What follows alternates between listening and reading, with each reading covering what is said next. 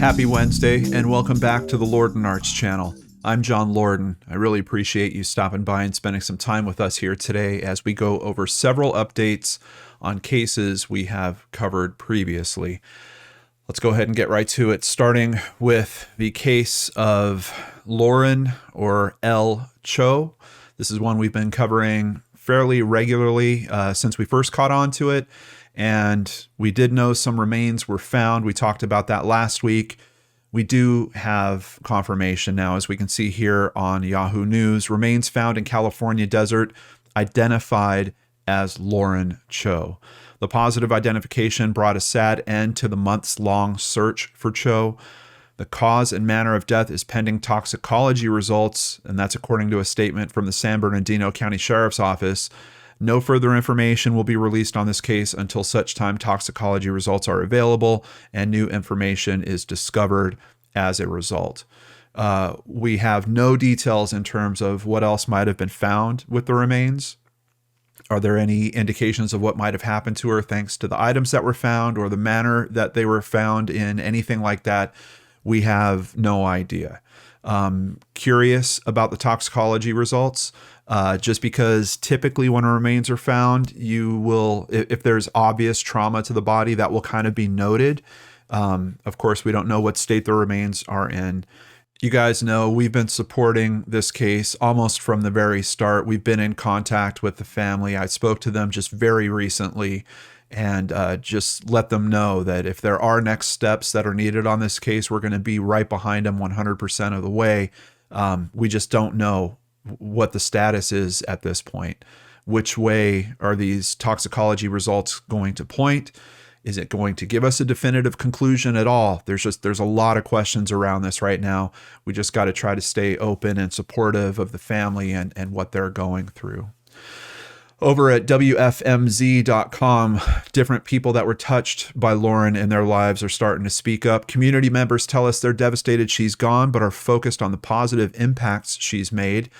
El Cho went to Hunterdon Central Regional High School. The school told us Hunterdon Central staff and administration join Lauren Cho's family and friends in mourning her loss and remember her fondly for her many accomplishments in the arts during her time at our high school.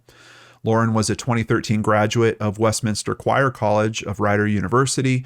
The college sent a statement saying its entire community is keeping Lauren's memory close and that she is remembered as a talented musician who was kind and friendly to all who knew her.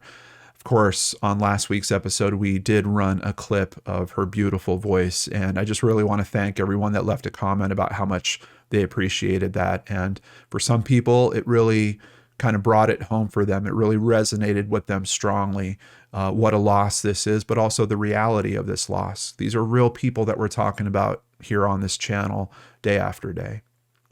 On a Facebook page originally started to find Lauren, her sister posted an update thanking Investigator. She said, "My family extends their thanks to all those who have waited with us, stood with us, cried with us, and hoped with us these past several months. The depths of our collective sorrow feel endless as grief demands space for its accompanying emptiness." And if you want to be someone that lets them know that they're not alone in that, please check out the links down below. Go to the Facebook page, find Lauren Cho, drop them a little support, and let them know that you're there with them. Maybe you want to say the same thing I am. We're here for the next steps, wherever this leads with you guys. The fundraiser is also open. Of course, now we've got memorial expenses on top of possible further investigation expenses that have to happen here. So on behalf of myself and my amazing supporters, we have donated to this already. We're going to kick in some more money on it today as well, just to show the family that we're here with them. Our next update is on a story that we covered here on the Wednesday show. It wasn't quite big enough for a full brain scratch. There just wasn't enough detail. Originally, it was titled "The Minneapolis Body Parts Found on Street." We came to know through the research on that this would be a man named Adam Johnson, a man that struggled with some narcotics use, but a father as well. And there are some new details that are now coming out about this case that I wanted to share with you guys. This case still needs help. still needs exposure raised, still needs that tip called in. All the contact information that you need is in the description box below. And if you're the person with that information that can help this case, it seems like there's an element of intimidation going on around this case. And how could there not be with how Adam's remains were found? But someone needs to be brave enough to stand up and to put that information into play. And if you're that person that's sitting there on the fence, look into different ways to send in that information anonymously. I'm going to have all the ways outlined down in the description box below. We really need someone to step up for Adam, at this point, for his children, for his family, for other people that are affected by this as well. But here at Fox9.com, no answers for family of Adam Johnson. And you might remember he has a girlfriend slash ex-girlfriend slash mother of one of his children that is referring to herself as JoJo in the press. We get some information here from her. I don't have words and I don't want to think about it. He was a human being, JoJo said, who shares a son with Johnson. I've literally played every scenario in my head. The FBI is now assisting the Minneapolis Police Department with their investigation. No arrests have been made, and a person of interest has not been publicly identified. The FBI did find DNA under his fingernails, and that is being tested. That could be very, very helpful in this case. And although Johnson struggled with addiction, it's noted here that his toxicology report revealed he was actually sober when he was killed. This was not gang related, says JoJo. This was not a drug cartel. This was somebody who knew him. They also point out that a camera at the local Ukrainian cultural center where some of the body parts were found, unfortunately, that surveillance camera was not working at the time. There's other somewhat graphic details about his body parts that are not being released publicly. They are mentioning some things about the head, and I've got a different article that's going to give us a little more insight into that. Ultimately, JoJo doesn't want Johnson's name or his case to be forgotten and is speaking out now because she wants justice both for Adam and for his two sons. This isn't a case that's getting a huge amount of press, and quite honestly, this is a case that should be really heavily looked at because of what was done here.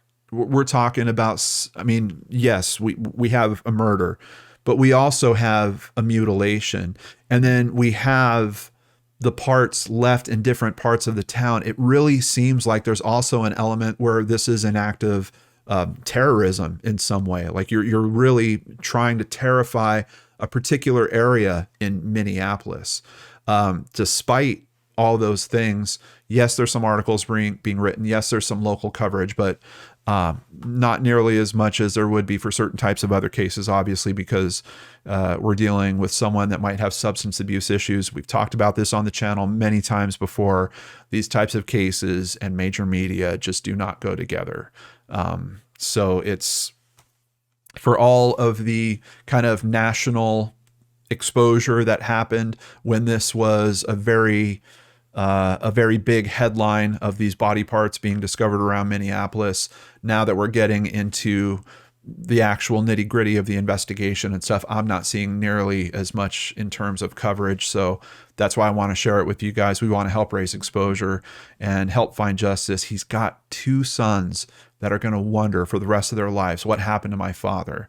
And for them to hopefully have answers and maybe even on top of that, have justice, I think would help them in terms of dealing with something that's already going to be very tough for them for the rest of their lives. So I hope that you'll give this consideration. And if you've got friends out here that you can share this with, please share it with them. Let's keep this exposure raised and help JoJo and Adam's sons maybe get some answers.